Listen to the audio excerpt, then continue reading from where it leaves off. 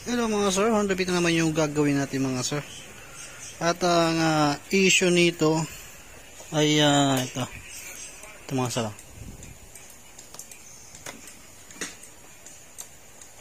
Pantarin ko muna, medyo yan, maandar na mga sir. Hindi kasi gumagana rito. At hawak ko yung camera, kaya dito ako nagano at naipost ko. Kung mapapansin nyo yung tunog ng makina,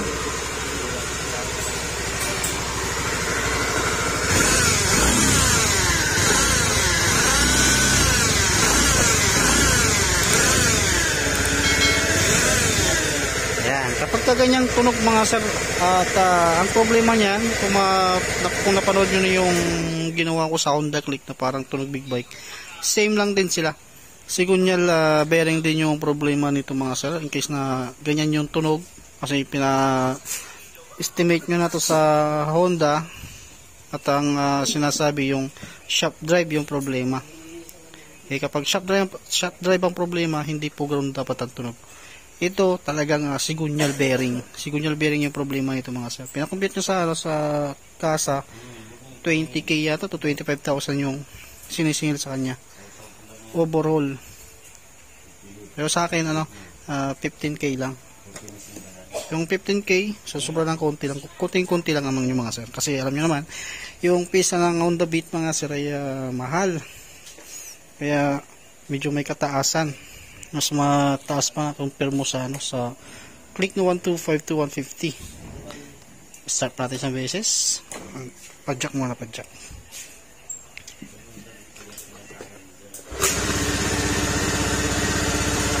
Yan. Ayan, tunog ng makina. Parang may speaker sa tambucho. Tunog big bike.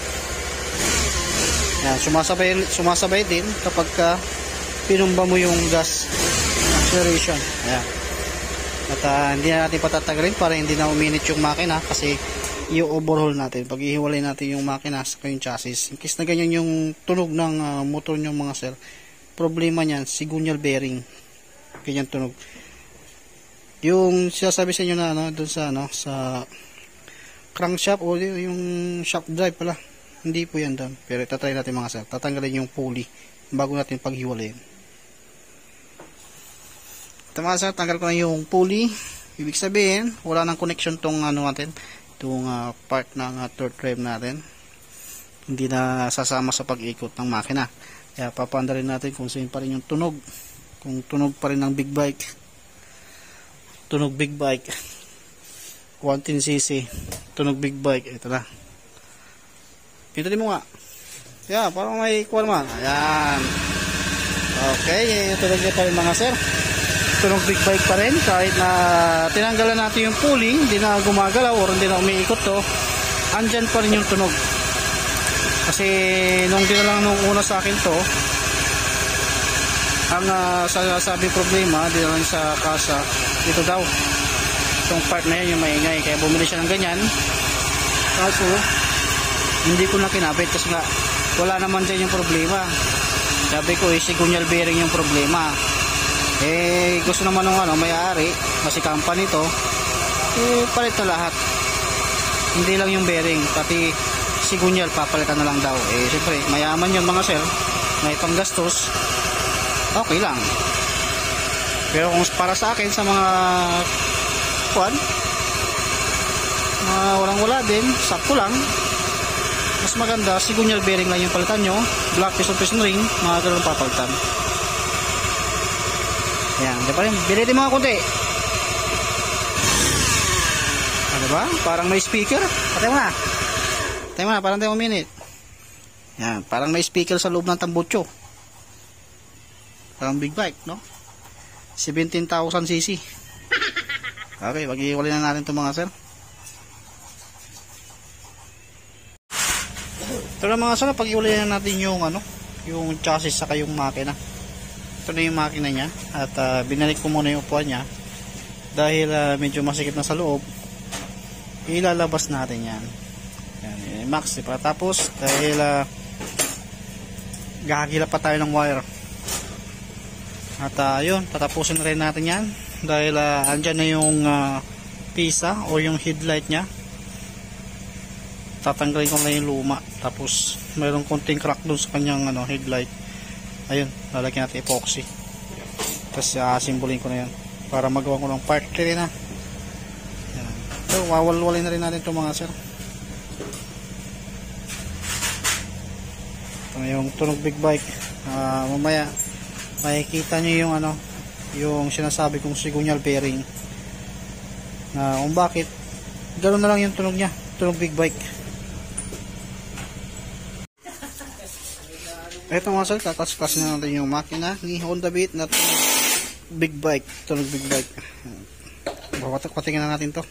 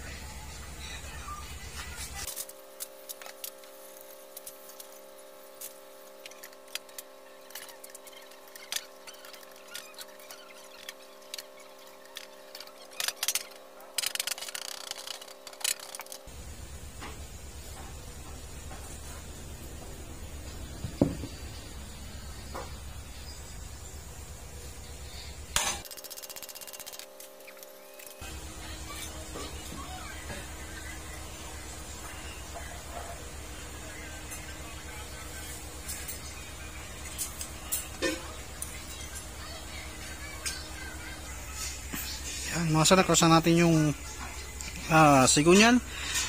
Ligadong kailangan natin siyang pukpukin palabas dito kasi masikip.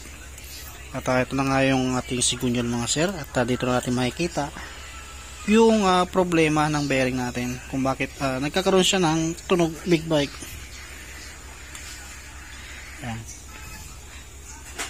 Dito pa lang mga sir, kapag pinaikot nyo itong bearing na to, yan, isa na ito sa may problema, itong bearing na to. Tapos sa kabila, meron din siyang konti, kaya nagkakaroon siya ng tunog big bike. Ibig sabihin, ang problema lang nito mga sir, yung ating signal bearing. Kaso ang gusto yata ng may-ari, dahil sa company to, papalitan ng buo. Dahil company naman niya mga sir, at least mapera sila, kahit palitan nila ito walang problema kasi mapera sila. Kaya pag sa atin matik yan, ito lang papapalitan ko yan, ito saka ito. Yan, kaya bibili pa tayo ng pisa dito mga sir.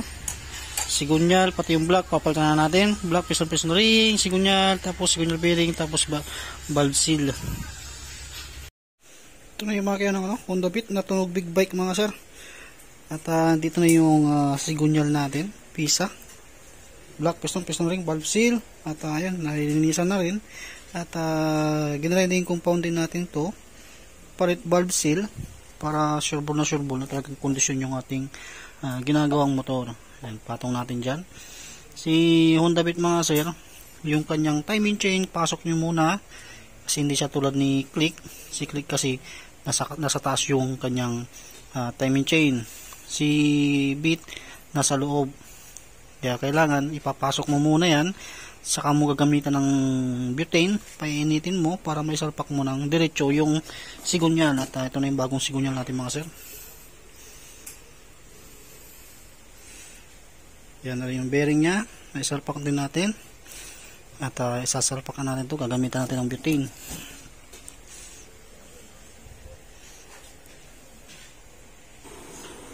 Tara mga sir, ginagamitan natin ng butane, pero lagyan nyo na lang yung mga sir, yung lagayan ng bearing.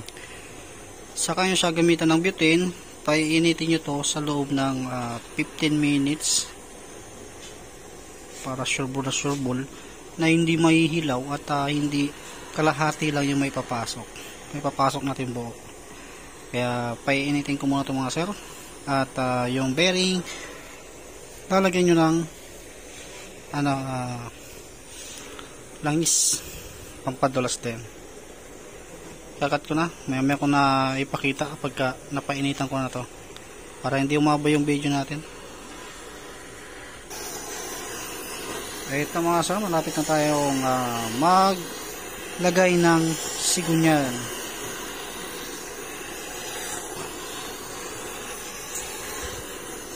Okay, salpak na natin. Dapat yung ating connecting rod nakatutok sa labas. Ayan. Ayan, salpak ko na. At hindi na natin kailangan pang pukpukin para lang may lubog. Siyempre, dahil ginamitan natin ng butane, mainit, maya-maya natin siya lagyan ng ng beta gray. Palalamigin muna natin. Okay. Ayan, dito na si Kapulong. At siya na tumitira, nagtatapos nung bit. Ayan, nalagyan na natin yung piston, bagong block. Tapos yung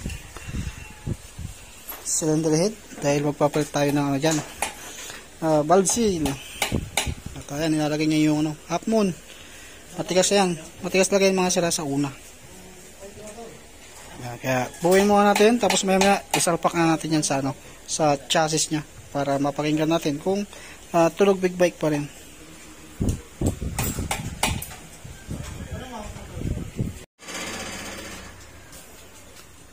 Okay, ito na yung chassis nya. Pagkasamahan na ni Kapulong yung makina. Dito natin malalaman kung tunog big bike pa rin after natin magpalit ng sigunyal. Kaya pagsamahin muna natin, babalik muna natin yung mga sensor. Basta mga sir, tandaan nyo lang kung yung kung paano nyo tinanggal, ganoon din dapat ibalik. At hindi naman kayo malilito dyan, dahil yung mga socket na yan mga sir ay may mga kanya-kanya, hindi sila pare-parehas. Pagsamahin muna natin. Okay, ito mga sir, bali na simbolo natin. Huwag na ibalik na natin lahat-lahat nung mga pisa na pinagtatanggal natin. At ibalik na lang yung upuan, bago na rin yung langis. Ngayon papanday na natin. Kick muna tayo dahil hindi ko pa under sa may kabila, dahil hindi ko magala yung brake light switch. Kaya kick muna tayo. Ayan, maandar na mga sir. Kung mapapansin nyo, tahimik na yung makina, hindi na siya tunog big bike. Medyo malikabok kasi nilabas natin yung chassis at sa kalsada malikabok.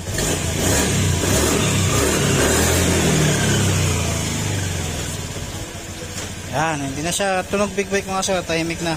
Yung sumasabay sa pag-ikot, yan yung sa gearing at may kunting grag dahil yung crankcase cover dito, yung bearing.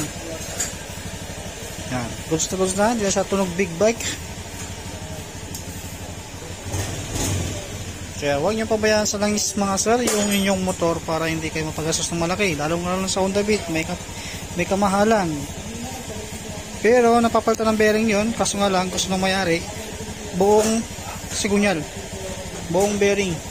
Kaya palit tayo ng sigunyal. Dito na nagtatapos yung video natin mga sir. Maraming salamat. At kung bago ka pa lang sa aking channel, huwag mo kalimutang mag-subscribe, share mo na rin para makatulong or makalikom ng podo para makatulong tayo sa mga low budget na pwede nating bigyan ng pagkakataong hindi gumastos ng malaki. Okay mga sos, salamat.